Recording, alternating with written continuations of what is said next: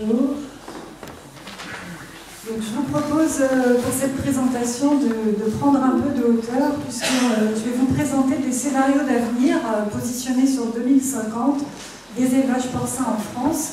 Et donc ces scénarios ont été construits et renseignés par des collègues de l'IFIP, du pôle technique d'élevage et du pôle économie aussi. Donc par rapport aux enjeux environnementaux, vous avez dû entendre parler de cette approche des limites planétaires et du dépassement de 6 d'entre elles, qui souligne une urgence que nous avons au niveau de la planète, et particulièrement, notamment sur le changement climatique, pour lequel des engagements forts, ça a été dit ce matin, ont été pris au niveau de l'Europe et de la France, avec l'objectif d'une neutralité carbone en 2050. Donc, des émissions de gaz à effet de serre totalement compensées par des captations carbone. Dans cet enjeu-là, il y a 2 leviers principaux sur lesquels les acteurs travaillent. D'une part, changer notre façon de nous alimenter, puisque c'est un levier pour faire mieux. Donc là, on travaille sur l'alimentation durable. Et puis d'autre part, produire les denrées agricoles de façon plus écologique et en adéquation avec ces enjeux environnementaux. Ces 2 leviers sont embarqués dans des travaux de prospective. Donc il y en a 3 que je peux vous citer, la prospective TIFA de l'IDRI, la prospective AFTER de Solagro et 4 prospectives de l'ADEME Transition 2050. Sur le graphe qui est dessous, vous voyez l'incidence de ces prospectives sur l'avenir de la filière porcine et ce qu'ils en disent.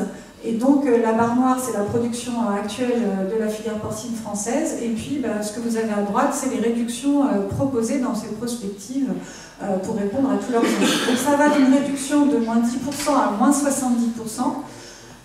Et autre élément dans la prospective AFTER, c'est que la production restante porcine est prévue à 50% sur des élevages de type bio, donc extensif avec forte valeur ajoutée, et l'autre moitié sur des élevages plutôt conventionnels améliorés. Donc dans ce cadre-là, ce qu'on a souhaité faire avec la construction des scénarios, c'est produire bien plus de scénarios et spécifiquement pour le porc, en croisant différentes variables pour voir l'importance de chacune et ainsi donner des repères à la filière porcine pour savoir dans quelle direction aller dans les années à venir. Donc pour ça, on a croisé plusieurs variables avec plusieurs options. Alors la première, c'est que dans nos scénarios, on a fait varier le volume de production avec 3 options. La première, c'est de se positionner à 110% de la consommation actuelle en produits porcins, ce qui revient à produire 5% de porc charcutier supplémentaires par rapport à aujourd'hui. Une deuxième option est de suivre les tendances pessimistes et donc d'arriver à une réduction de 18% de porc charcutier en 2050. Et la troisième, c'est de caler le volume de production à l'obtention de l'objectif SNBC 2, qui était de réduire de 46% les gaz à effet de serre en agriculture entre 2015 et 2050. Donc on a repris ces moins 46% pour la filière porcine. Deuxième variable qu'on a fait bouger, le type de production. Donc on a repris l'hypothèse de Solagro d'avoir une option avec 50% de production bio et 50% conventionnelle. Et l'autre option, c'est ce que nous avons aujourd'hui avec principalement une production conventionnelle. On a également retenu d'avoir 2 options sur le déploiement des bonnes pratiques avec la version d'aujourd'hui et puis une version optimisée où on pousse jusqu'on peut le déploiement d'évacuation fréquente, de couverture de fosses, de méthanisation. Et la dernière variable qu'on a fait bouger, c'est la consommation en porc des Français, en partant d'une part sur la consommation actuelle et avoir une option avec une réduction à 20%. Donc ça nous a conduit à avoir 20 scénarios croisant toutes ces différentes options. Pour évaluer ces scénarios, on a calculé plusieurs indicateurs. Donc un premier indicateur qui est le bilan carbone, puisque là on parle de gaz à effet de serre. Donc dans ce bilan, on a pris en compte les émissions directes des élevages, mais également les émissions de gestes de leurs aliments, qu'ils soient produits en France ou importés. Si jamais le scénario réduit, est amené à ne pas couvrir les besoins des Français en produits porcins, on a pris en compte les impacts carbone du porc importé pour alimenter les Français. Et si jamais les scénarios réduisent la quantité d'azote organique parce qu'il y a moins de porc, on a pris en compte l'impact des engrais minéraux supplémentaires qu'il faudrait utiliser pour fertiliser les cultures. Sur le carbone, on a aussi regardé l'émission carbone avec le format stratégie nationale bas carbone.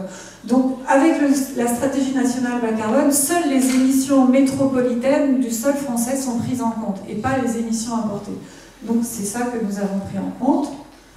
On a eu un indicateur qui a regardé le coût de la mise en place des bonnes pratiques supplémentaires.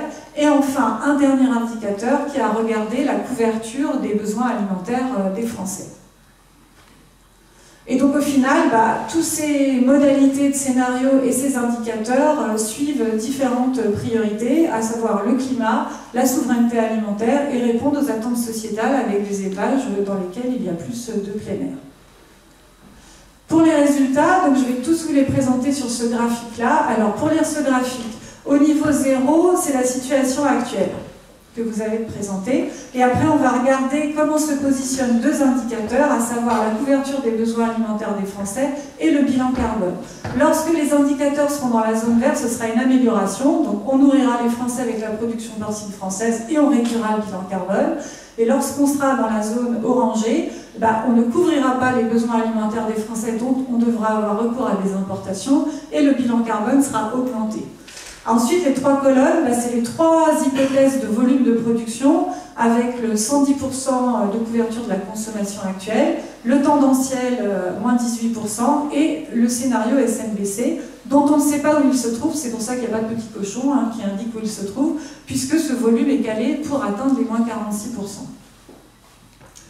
Donc, si on est dans la consommation actuelle des Français, vous voyez que là, il n'y a aucun des scénarios qui permet de concilier souveraineté alimentaire et amélioration du bilan carbone. Vous voyez dans le dernier, donc celui-là, il répond aux objectifs de la SNBC, mais pour y répondre, il réduit de 45% la production porcine, et dans cette situation-là, il nous manque 40% des produits porcins consommés par les Français, donc il faut les importer. C'est pour ça que même si la production est beaucoup réduite, le bilan finalement il est moins bien amélioré que dans cette situation-là. C'est parce qu'en fait tout ce qu'on a importé pour nourrir les Français, ça coûte aussi du carbone. Donc au final ça répond à la SNBC, mais c'est moins performant en termes de carbone que le deuxième scénario. Si jamais maintenant on rajoute une consommation des Français de moins 20% des produits porcins et qu'on déploie très largement des bonnes pratiques, là, vous voyez que dans ces trois scénarios-là, on arrive presque, pour tous, à concilier alimentation des Français et amélioration du bilan carbone. Donc dans le premier cas, on l'améliore de 20%, et dans les autres cas, on atteint 40%. Et il y a un cas où c'est compatible avec la SNBC. Dans ce cas-là, on n'est pas très loin, mais on n'atteint pas les 46% de la SNBC. Et là, on a des réductions de la filière porcine, de la production porcine, entre moins 18 et moins 28%.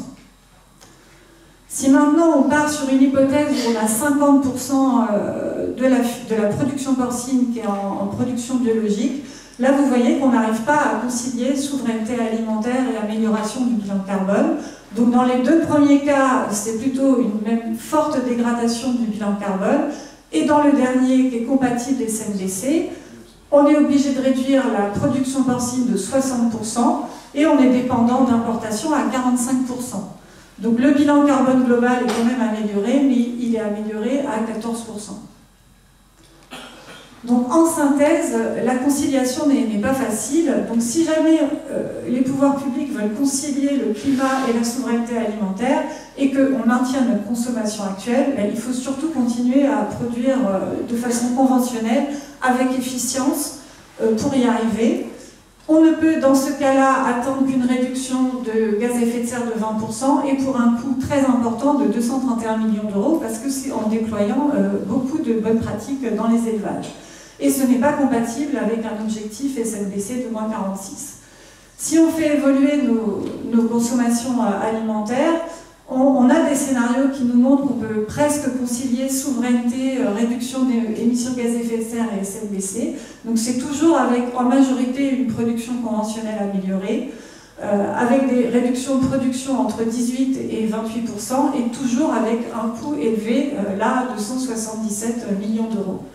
Si jamais l'option choisie est de répondre aux attentes sociétales et d'aller vers des systèmes plus extensifs, moins efficients, il faut absolument que ce soit dans un cadre d'une réduction de la consommation. Et là, c'est une réduction très importante de la production porcine qui doit y être associée, avec des dépendances aux importations plus importantes. Et dans ce qu'on importe, il faut que ce soit du porc conventionnel, parce que si c'est du porc qui a un plus fort impact carbone, ce n'est pas 14% qui sera réduit, mais ce sera moins. Donc en conclusion, je pense que ce travail souligne vraiment la difficulté de concilier différents objectifs qui sont donnés à la filière et qu'il est urgent de vraiment prioriser ces objectifs pour permettre à la filière de se structurer et de partir dans un sens de façon constructive, parce que c'est beaucoup d'investissements, d'infrastructures aussi pour les élevages, pour évoluer. Et la SNBC, c'est la SNBC 3 en ce moment. Et il y a aussi la SNAN, qui est la Stratégie nationale d'alimentation, nutrition et climat. Et il faudra vraiment bien dialoguer avec ces deux stratégies-là qui proposent justement de l'avenir du point de vue sectoriel et notamment pour la filière porcine. Et juste vous préciser qu'en termes de méthodos, donc je vous ai montré des réductions de gestes si on consomme moins de produits porcins, mais si on consomme moins de produits porcins, on va consommer plus d'autres choses. Donc ça, c'est pas pris en compte dans ces travaux-là. Donc c'est pas une réduction pure dont je vous parle là. Et on peut aussi envisager des réductions supplémentaires à ce que je vous ai présenté, si jamais on alimente les tracteurs avec des bioénergies et si jamais les engrais minéraux sont améliorés. Donc dans ces cas-là, l'alimentation des porcs est améliorée, donc le bilan porcin est aussi amélioré. Donc il y a des voies d'amélioration au-delà du secteur porcin qui bénéficient au secteur porcin. Je vous remercie de votre attention.